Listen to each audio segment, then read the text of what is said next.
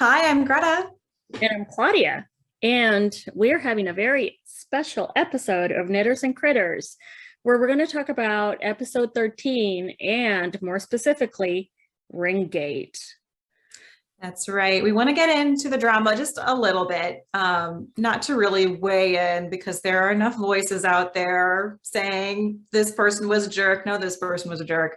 Let's just put that all to the side and talk about what happens when your D&D group runs into these issues, because it happens to every party, and it's good to have an idea of how to come back together after disagreements like this. Don't you think? Absolutely. And I know I've been on both sides of this situation. Basically, what happened during the ball, they had their chance to get this ring off of Armand Treshy, and they were going to replace his real signet ring, which he wears on his thumb, with a false one that would allow them to track his movements. Fern, through just like brute force / general ferniness, was able to get the ring off, and it fell on the floor, or I should say she actually dropped it. She got the ring off of him, but then dropped it like it was a mistake and just went on dancing. Armand saw it drop to the floor. And here's where things kind of get unclear. Either Robbie just didn't know that he saw the ring fall, or Dorian, being so uncomfortable with everything about the situation, just wasn't cluing into that fact. Dorian was gonna just walk up with the fake ring and just say, hey, I found it, not quite realizing that Armand had eyes on his real ring and would never have fallen for that. The sticking point here came with Imogen, Laura's character, speaking to Robbie mind to mind, saying, what are you doing? He sees the ring, you have to pretend to pick up the ring. And Robbie just wasn't understanding that. And things got very heated. We'll just put it that way. It's also not the first time this group of players has fought. I mean, you remember in the second campaign when Marisha and Liam got into it, and Marisha accidentally, I think, hit Liam at one point, right? With her like flailing arm movement. Well, she has no depth perception, no sense of space. Like, she's always like in other people's. And she's the smallest person at the table, but I know, right? She makes her presence known. There. So I think for me, what struck out the most is like, this is all happening in like 6 seconds. So like, there's not time for Laura in this instance to have had a full-on conversation with Dorian as he's walking up to this non-player character. Like, for better or worse, he was making a decision. At some point, you kind of just got to roll with it. Like, it is what it is. Don't you think? Yeah, I mean, it was, I don't know, it was almost painful to watch. And I've watched it a couple of times just to kind of get what was going on. And, I know that, at one point Matt was speaking and Laura was speaking, and Robbie's just trying to like, why is everyone flipping out? Because you can tell that everyone else is just sort of like, oh shit. And he, like, there's something that he missed at one point, whether it was that, or the NPC knew that the real ring was on the floor. Right. He didn't know what ring Laura was referring to. He has very low stats when it comes to wisdom too. So yeah, it was uncomfortable watching all that and just sort of seeing the frustration grow, and then the sort of just almost frozen because I'm pretty sure, listening to the DM, who's a pretty important person in your campaign, and you have to listen to what the DM is saying, and then having someone else in your head going, pick up the ring, pick up the ring, pick up the ring. And you're like, who do I listen to? Why is everybody looking at me? Why is she angry? Like, I mean, I respond well to those. Yeah, I mean, don't get me wrong, I was also shouting at the TV, but like, in retrospect, I would have frozen. Yes, I'm saying, like, I would have had either a fight or flight reaction at that point, where Yeah. flight was sort of like, okay, I need out of the situation, and I'm just going to say something really dumb like, okay, my entire action for this turn is I move 5 steps to the right. That's it. Yeah. Because I just need that mental space to kind of process everything that's going on. Yeah. Or fight, which would have been like, hold on a second, like, I can't deal with this. You need to stop shouting in my head. And, he did kick her out of his head at one point. Yeah. Yeah. One thing that I think you at least I always kind of forget in the heat of the moment is if you're not understanding something and you feel like you might just never understand it, you can always maybe ask to do a perception check or an insight check. Do I know what she's trying to say to me? And that kind of like gives you a second to gather your bearings and maybe have someone else explain the situation to you while like kind of pausing the action, rather than you're walking towards this person, there's only 5 feet like between you kind of got to make a move. I know. Yeah, that's the thing, we're lucky that we are playing in usually my basement, if not remotely during the pandemic. We don't have an audience. We are not making money off of this. So these stakes literally could not be lower. Yeah, pretty much. Like we have nothing to lose. Right. I mean, I think they went overboard. I mean, how long did they spend planning on this? And then on the carriage ride, they were still like doing things, and maybe Imogen switching places with Fern might have worked better. And like so many plans upon plans upon plans that Ashton clear up forgot that they were dressed up as the Nightmare King. Like yeah. And I mean, everything hinged on details that they absolutely have no control over. And we all know you can be like about to slay that dragon and you roll a 1, or you just completely bum out, and there goes your plan, So definitely best laid plans. Just there was a lot of overthinking. There was a lot of, I don't know. I mean, we've all been there. We've all made stupid plans in our campaigns.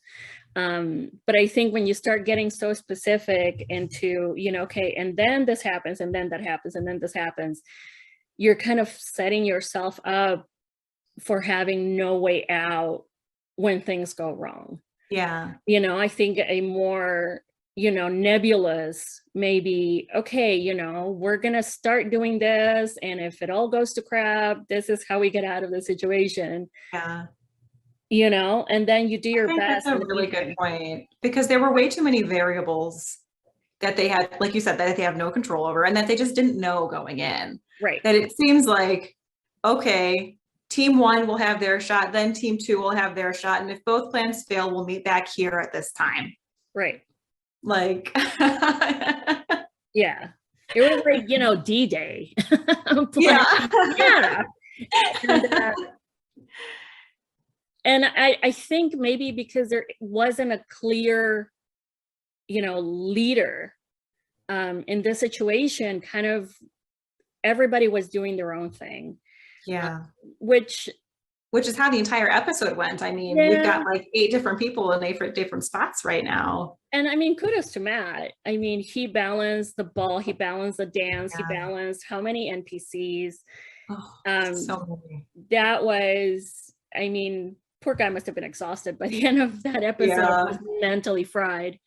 But yeah, I think this was a case of over planning and just not going, what if it all goes to shit? Okay, then let's meet here and let's figure it out, and what we saw was just people getting really frustrated and then kind of frozen, not knowing what to do, not hearing the same words over and over and over, but not understanding what was being said. And I think once you're in that kind of like death spiral of Yeah, I Yeah, know you've said pick up the yeah. ring 5 times, but I It have, still's not making sense to me. it's just not gonna Yeah. make sense, and it just kind of, Yeah. And like it didn't help that everyone was rolling like shit that episode. Like the group average on rolls had to be like a 4 or something. It was just bad all it was around. really bad. It was very bad. Um, yeah, this was, I mean, last episode too, they were just not having luck with the Yeah. rolls, and I don't know, I think a lot of dice are gonna end up in, freezers this Yeah, I think so weekend. too. It's just going to be a group exorcism Lots of across Palo the whole Santo on set. stage, burning. Like the entire country supply of Palo Santo is gonna like go to Yeah. those groups dice. To me, it seems like there was always someone who would step up in each separate arc. And it wasn't always the same person. Right. There was always someone who was going to be like, no, I'm going to be the responsible one for Yeah, now. the point person. Yeah. And a lot of times that was Ford in the last campaign, or Bo, I think, did that a lot towards the end once she got her shit together. Yeah. But no one in this campaign is quite there yet. And yeah, I'm not sure. There's like no clear leader to me. There was just a bunch of chaotic personalities, and And each poor has Lord their own like, Estros, who yeah. feels like he's got the biggest target on his back in the entire world. Yeah. Yeah. Yeah. And Cyrus. And Cyrus. The stepchild, Oh my Yes. gosh. Who shows up? I mean, you have a 20,000 gold bounty on your head. People are out to get you. Yeah. Why not? Let's go to a party where everybody and anybody That's will right. be. I mean, including the lady who put the bounty out on me in the first place.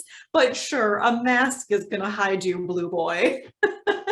yes, Clark. Nobody knows, Clark.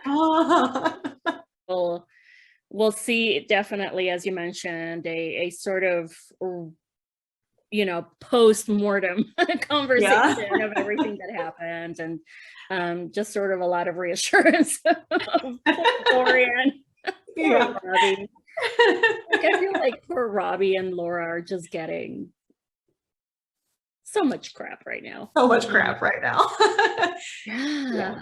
At the end of the day, this goes for Critical Role as well as for all of us players out there.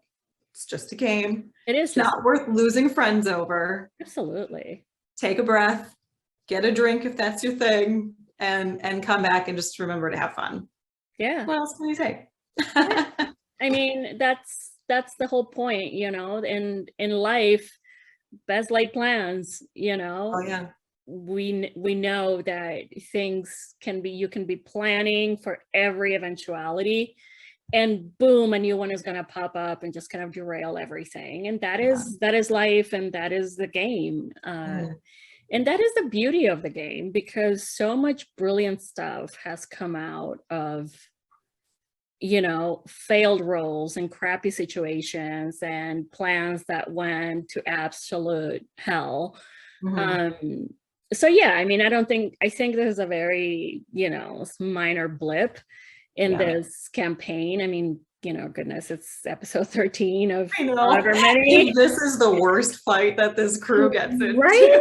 Like interpersonally, like they're fine. I think so too. So yeah, I mean, I do hope that somebody kind of steps up to that kind of position of not necessarily leadership, but kind of being the point person. It's like, okay, let's check in with so-and-so and see what happens. I think that's probably it for today. Anything else?